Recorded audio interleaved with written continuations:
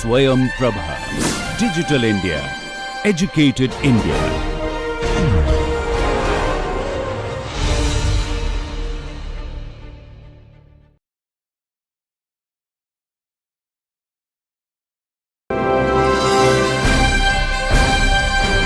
Swayam Prabha. Digital India. Educated India.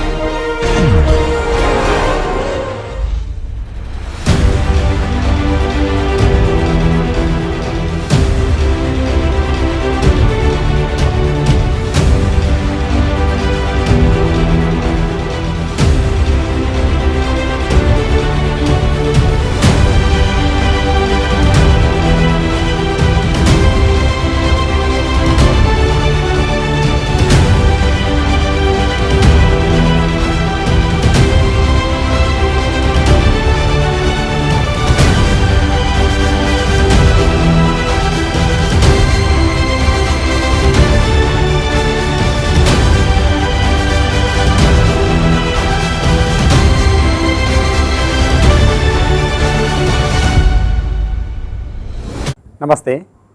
In the last session we studied the training and development process. We looked at the different steps of training, which starts from the need analysis and ends with the training impact evaluation.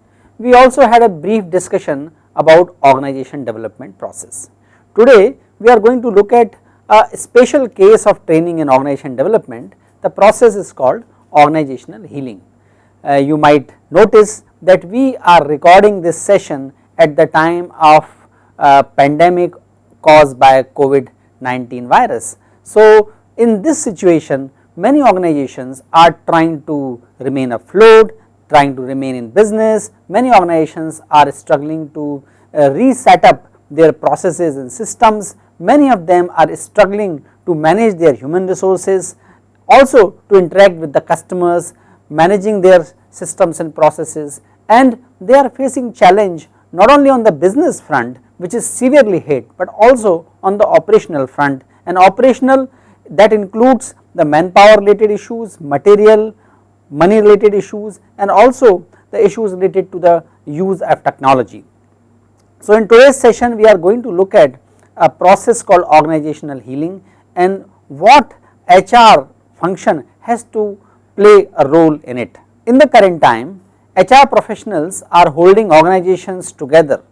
This is a time of crisis and they have to work in exceptional situations. As a result of that, they have to work not only to build and keep the morale high or keep the positive environment in the organization, but they also have to manage their own well-being. So this has been a challenge to balance out the business growth as well as the employees' interest together in the organization. There have been new people challenges and inevitable restructuring in organizations. Many organizations cannot afford to have large number of manpower. In spite of their best intentions, many organizations have to ask people to leave, particularly in the industries related to tourism, hospitality, and many other services. In that situation, it is the role of HR to oversee that the retrenchment or the layoff takes place in a justifiable and fair manner. They also need to look at the new organization structure has to be suitable for the new environment. There is a concern about well-being of others, and also in the current times HR have to take care of their own well-being. HR is also involved in making very difficult choices, the choices which can make the impact, the choices which can make the severe impact on the lives of the employees. For example, many people have to be asked to leave, many people have to take the salary cut, many people have to forego at times even the substantial part of the salary. All these financial implications and the implications on the career is going to happen, and it is happening during this pandemic crisis, and because of that it is HR who has to find ways to ensure that processes are fair and they are able to live the value of care and justice, along with taking care of the business requirements and the need for organization to remain in existence even if with the lesser size. So, we see HR's function has to navigate the furlong, they have to engage in the layoff, reduction in the forces, adjusting to the mass remote work, they are creating business continuity plans, drafting emergency communication procedures and preventing spread of germs in the office at the same time. Most of these things are those which HR function is not aware of, they do not have the experience of managing so many activities at the same time. So, it is very important to look at the process of the organizational healing and what HR can play a very important role in it. So, it is important to look at the role of HRM in the time of the pandemic crisis, and to understand the role of HRM, there is one concept we find very useful to explain what is desirable from the organizations and what is desirable on the part of HR function. That concept is organizational healing. Organizational healing is the process of repairing and restoring the social relationships of an organization after any crisis. After the process of healing, organization is back to its normal working. Paulet and Pederite in the 2008 they wrote about the organizational healing and they compared organization healing with coping and the healing process as it is understood in the medical sciences. In 2013 the concept was further refined and there it was defined as the process which has aimed to restore the organizational functions and its processes materializes through live functional entities, and that is where the employee and their relationship matters the most. An organizational healing process is therefore necessarily involves supporting troubled colleagues. The process is equally essential as is the final goal, the restoration of the organizational processes. We need to look at the process as a combination of resilience and growth. Resilience meaning ability of organization to rebound, ability of the organization to restart the process after a major setback, and growth is the process of scaling up the operations, making the processes more robust, meeting the heightened expectations of the customers and scaling up their operations. So, organizational healing can be understood to be successful only if after the crisis organization not only able to revise its operations, not only able to resume its operations, but also able to do certain things or inculcate certain processes and systems which were not there before and which can make the organization to grow. As they say, never let any crisis go unutilized. So, the organizational healing also is the process of utilizing the crisis. What kind of utilization? Utilization in terms of thinking about new systems and processes. For example, many organizations are realizing the potential and power of working from home. Many organizations are realizing that digitization is more practical than they assumed it can be. Many organizations are also realizing that tasks or the different jobs they were doing with X number of people can be managed with X minus certain percentage of the X in the given setup or in a particular work category or in particular workstation. So, many revolutions are happening. There are situations where organizations have to take unfortunate decisions, but at the same time organizations are also realizing the potential of enhancing their systems and processes which can make them more productive. So, organization healing requires to understand taking stock of the new processes and system which can make organization to work even better post crisis. Generally, organization healing pass through three stages. First is resource deployment, second reconnecting with the stakeholders, and third reintegration. Resource deployment is the first stage. In this stage, organizations deploy resources that can be internal resources as well as external resources to contain and minimize the damage. In the stage of the resource deployment, organizations need to portray solidarity with the affected people and take concrete actions to restore the processes.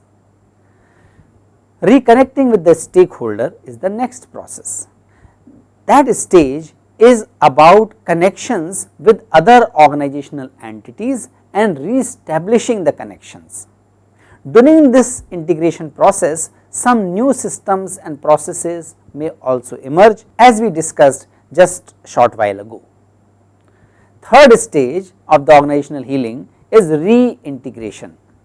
In this stage, new systems are integrated with the remaining organization. The normal operations are restored and organization looks new in certain aspects. These stages, or for organization to pass through these three stages successfully, there are four mechanisms identified by Paule and his colleagues: empathy, intervention, collective effort, and leadership.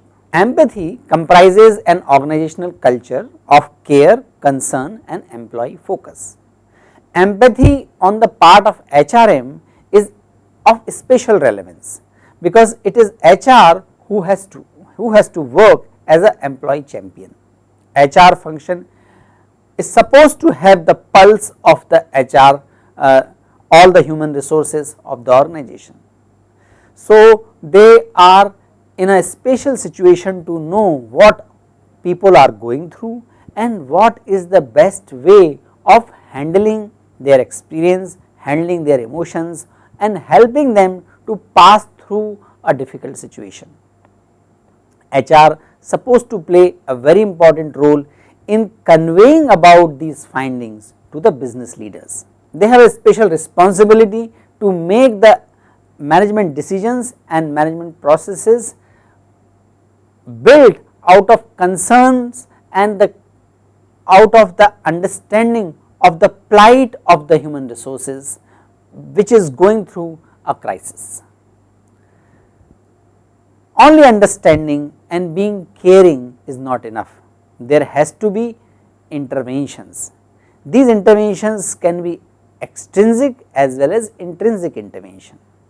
Intrinsic interventions can be just in the form of empathic communication, addressing by the leaders to the people in the organization, organizing the circles of sharing, and those processes which may not have very formal foundations, but which have the capacity, which have the potential.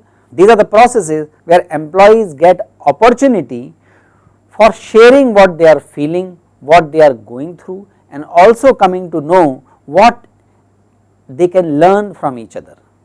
Then there are some extrinsic processes which are related to the immediate assistance, maybe in the form of taking care of some of their financial needs, quickly organizing some training for the coping process, quickly organizing the learning sessions for people to learn new systems and processes or using new technology, so on and so forth. So, interventions are essential because interventions convert empathy into actionable points.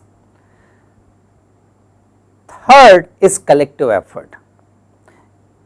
Organization healing cannot be dependent only on the role of HRM.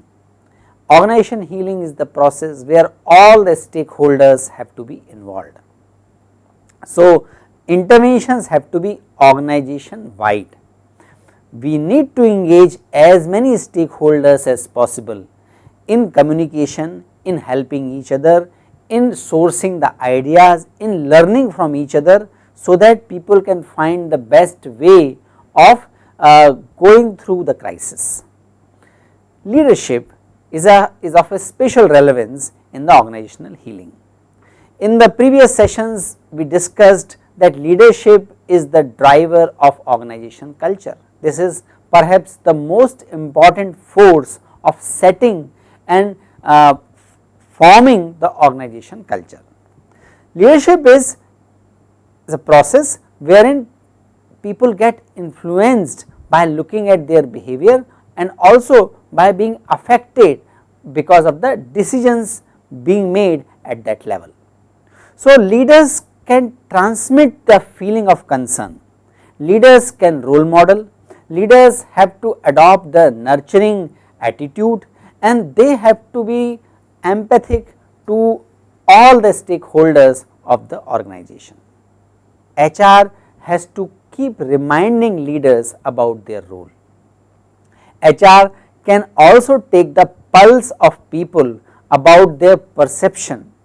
They can track the perception of the employees about all these four aspects of the organizational healing, and accordingly they can convey these things, they can convey these insights to the different stakeholders.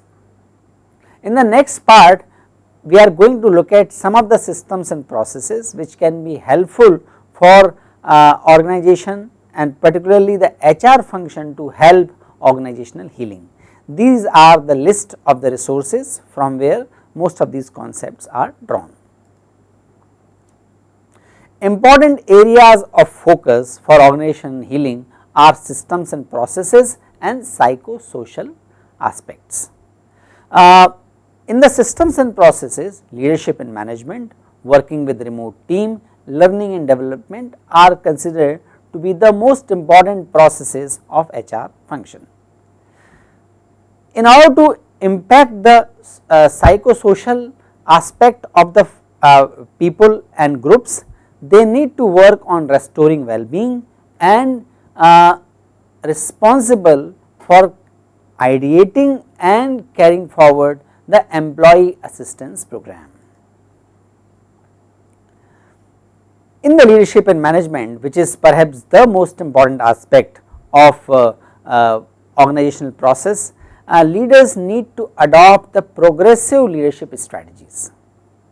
HR has to work with the leaders to establish a change ready culture, a culture where new things are initiated, a culture which supports the initiative. You might remember in the very first session of this course we discussed PCMM model, competency maturity model.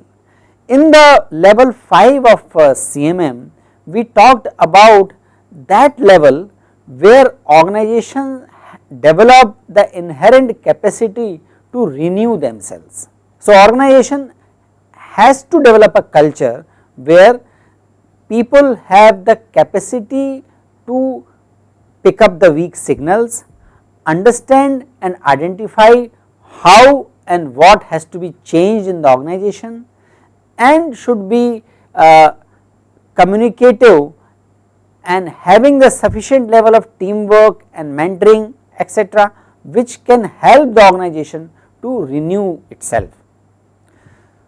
Conducting a risk analysis and putting in place the risk mitigation strategies.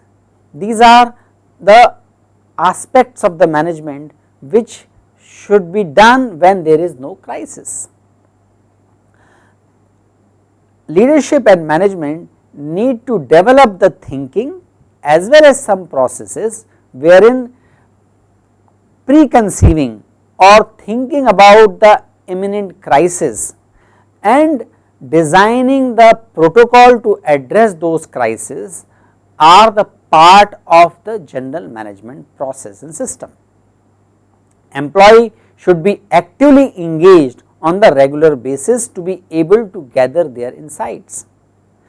We talked about ability of organization to pick up the weak signals. The most important or perhaps the most prominent source of picking up the weak signal are those employees of the organization who are either working directly in the market or which are at the interface of two organizations or which are operating and working on the shop floor. Organizations have to have that kind of climate and culture, and of course supported by the processes wherein employees even at the frontline level are constantly consulted, or they have the opportunity to convey their reading about the market or reading about some organizational processes in the organization. So, they have to be actively engaged on a regular basis. An organization which is capable of picking up the weak signals and accordingly can think about changing their process and system or even the strategy, it is not possible for an organization to come up with these points in the action without active experimentation. So, organization need to have the culture of experimentation. For that, support of leadership and management is inevitable. This is a simple framework to look at the and to identify the risk and creating the mitigation plan. First step is identifying the potential risk, that is identifying the potential events and sequences where the risk is presented, and then it can be in the form of existing vulnerabilities in the organization or known threats. Organizations in the second step need to perform the risk assessment. They need to look at each factor and calculate what are the risks involved in context of those factors. So, they need to find some quantitative risk of each event by weighing its potential impact and likelihood of its occurring. According to the different threats, they need to prioritize their effort. Once the risk assessment has been completed, rank the potential risk from most severe to the least one. Areas with the lowest level of acceptable risk should be the priority, and that should be properly communicated to the in the organization. Only prioritization is not going to help. We have to have a constant tracking system. So, organizations need to have a system which tracks the risk. If the risk can be followed, keep the track of it and threat it possesses. For example, monitor the frequency of the cyber attacks in your industry, monitoring the financial frauds, monitoring if it is a bank, then monitoring the rate of NPAs, so on. So, different organizations have to identify their potential risk and they have to have a system to track those risks. Last but not the least is implementation and monitoring the progress.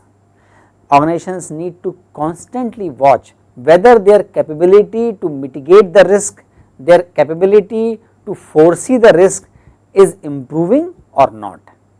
If it is not improving, they need to build the capacity to foresee the risk and to prioritize those factors and also to develop the risk mitigation plan. Another aspect of the organizational healing which is needed in the current times, in the times of the pandemic caused by COVID-19 virus, perhaps the most important, most prominent thing is working with the remote teams. Many organizations have shifted their processes or they already had the processes on the IT backbone. Many of them have to ask people to work from home. When they are not coming to office, when they are working from home, the rules of the work and ways of reporting, all that have to be think through in a different manner. Secondly, people, if they are working from the home, they require to be communicated certain ways and certain expectations from them.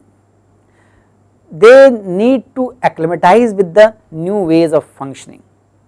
So, first step for HR is to set the expectations. Since there is less and less opportunity for face to face interaction in the organization and So, opportunity to keep on interacting with the people, having people most of the time front of us or with us is not the possibility now, with so many organizations and so many people in the organizations are working from home. Proper expectation setting is the first step in ensuring that remote teams remain on track. At the same time, teams have to be allowed some flexibility in their working. In the time of pandemic, in the time of the current crisis, employees not only have to take care of the organizational work, they have to take care of their own well-being and well-being of their family members. In this situation, flexibility is the first expectation of the employees from their organization. So, the key should be that expectations are about the quality of the output, not on the quantity of the time or for which employee remain logged in. We have to have a constant tracking process to look at the productivity and efficiency of the employees. At the time when large number of people are working from home, communication is the key. Communication is important so that employees are aware of their timelines, available resources, work related challenges and expectations. HR and the organizations and of course the team leaders have to figure out what are the best communication tools. For some groups, internet, email can be the best tool. For some other groups, WhatsApp communication can be the best tool, or in some other organizations some combination of WhatsApp or Instagram. So, different groups have to figure out what are the best ways of communication for them. It can be video call, phone call, WhatsApp, email, chat, etc. So, a easy way must be established that would ask employee how they would like to be managed. So, in based on the responses, teams have to figure out the best communication tool. Organizations also have to find the different ways of collaboration. Google, we know, has provided many tools for collaboration. Similarly, there can be many other softwares.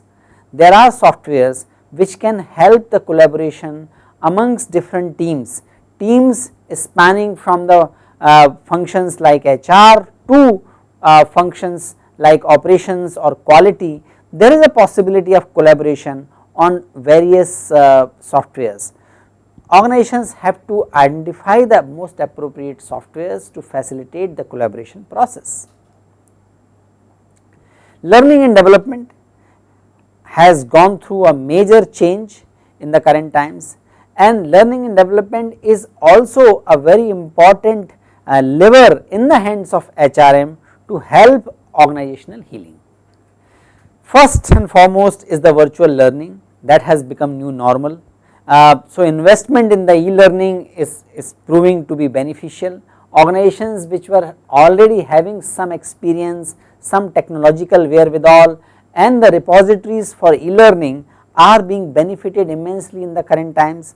Most of the organizations are now building the capability and the repositories for e-learning in their organization.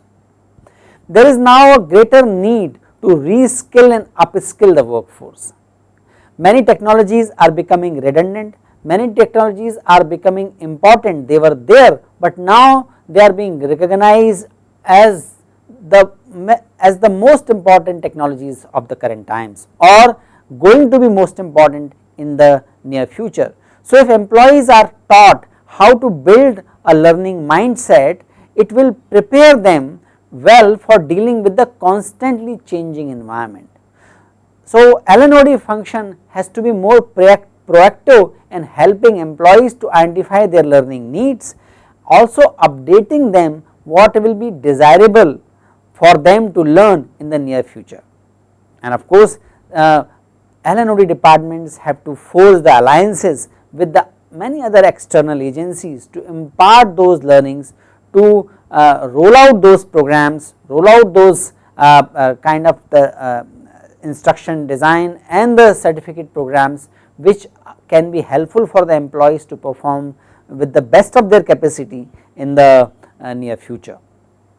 There is also a greater reliance on the technologies, which mean that employee must be trained to operate them correctly and work efficiently. So, it is the responsibility of the LNOD function to identify, to connect with the operations and identify which are the imminent technological changes or which are the imminent operational changes.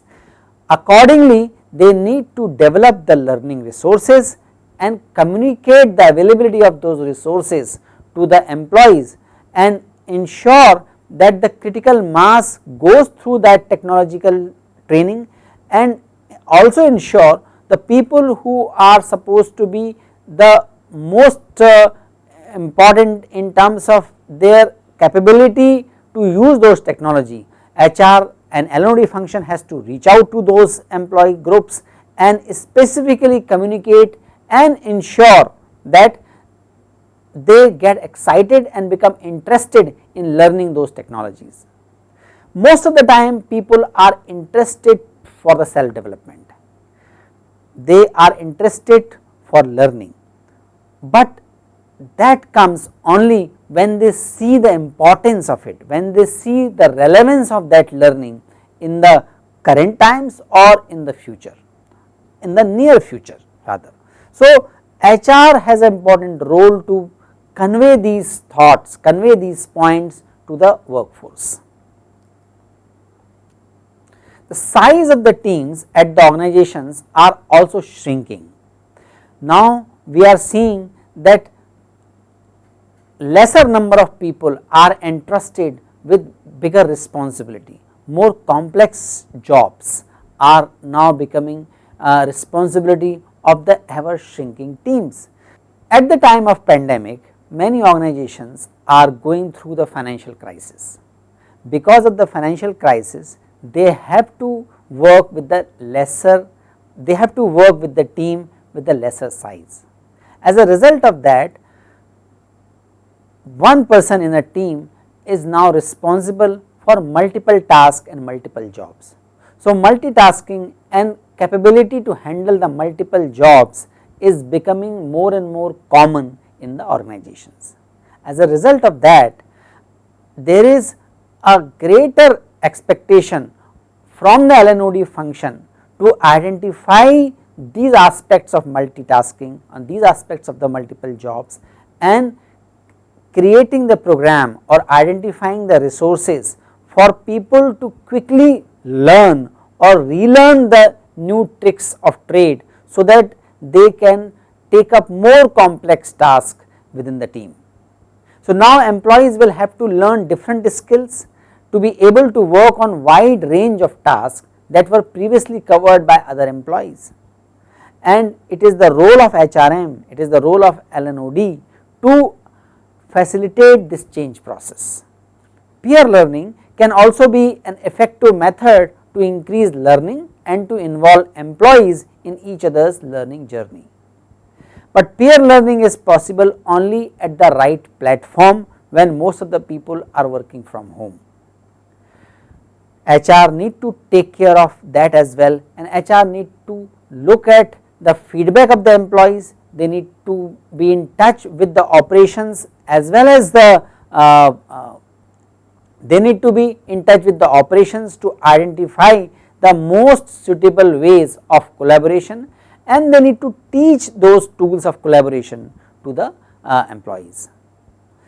We all know that learning agility and business outcomes are having very strong connection. Even before the pandemic, changing the business model or ability to revise or ability to recreate the business model were identified as the most important challenges. The current pandemic situation has only strengthened that demand and has made this capability even more relevant. Restoring social well-being. Healing is a humane process. Healing takes place in the community, in the organization. Healing does not take place on the technological platform. healings eventually takes place in the hearts and minds and physical aspects of the human beings. So, people need to feel a sense of community and common purpose. That is first essential thing for restoring the social well-being. HR has a role to play in helping the organization to build, maintain and sustain the social connections among the employees. They need to figure out the platforms and the methods for people to interact and talk about their experience, their general experience. They should be able to share their experience beyond their work, and that process requires technological prowess as well as proper communication to the employees. This can be done by establishing the mentorship programs, affiliation groups, developing teams and ensuring thorough onboarding system in the organization. Now we talk about psychological well-being and how psychological well-being can be restored in the organizations for organizational healing. According to the World Health Organization, burnout is a condition which results from chronic workplace stress that has not been successfully managed. Burnout leads to exhaustion, a cynical attitude and decreased productivity. HR function need to be aware about the state of the mental well-being of its employees. They need to proactively work towards maintaining the balance for the overall well-being and the work productivity amongst the employee groups. They need to find the ways, they need to track and find the ways of avoiding burnout and increasing the work productivity at the same time. So, HR department need to offer flexible working, child care, additional work life options. They need to closely work with the operations and business leaders to identify the best systems and processes which can help employee to restore their well-being and also help organization to achieve its business objectives, at least for the survival or if possible for the growth, because we know that healing is not only about surviving the crisis, it is also about growing after the crisis. Out of all these reflections can emerge the employee assistance programs. An employer sponsored employee assistance program or EAP is the work based intervention program which helps in identifying and assisting employees in resolving personal problems. Nowadays we see many organizations have started helpline for the psychological counseling. Many organizations have started helplines or some other mechanism to help organization to do their financial planning. All these EAPs are part of recognition that employee well-being is important, inevitable for organizational healing and organizational growth.